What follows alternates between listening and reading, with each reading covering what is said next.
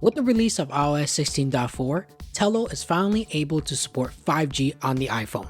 So I'm going to run some speed tests and see how fast are the speeds.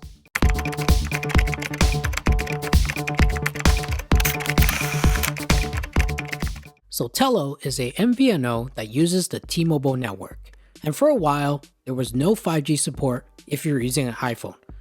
But with iOS 16.4, they updated the generic carrier profile and it added 5G support.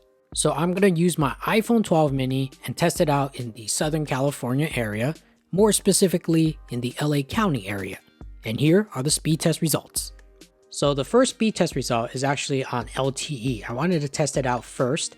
And in my area, I was getting around 32.8 megabits per second for my download speed and about 16.4 megabits per second for my upload speed. Now for my 5G speed test, I was getting somewhere around the 123 megabits per second for my download speed, and for my upload speed, it's a little bit slower. I was only getting about 0.69 megabits per second for my upload speeds. Now for my second 5G speed test, I was actually in a different area and it's definitely a little bit slower. For my download speed, I was only getting somewhere around the 5.20 megabits per second. And for my upload speed, I was getting somewhere around the 1.13 megabits per second for my upload. So the 5G speeds on Tello are going to be very different depending the location you're in. So those are some of the 5G speeds that I've been seeing on Tello. Now, if you want to check out my full review on Tello, I'll leave a link in the description.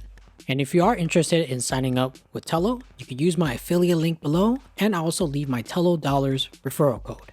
If you'd like to support the channel, I also launched a Ko-Fi page. Feel free to check it out, and I'll leave a link in the description.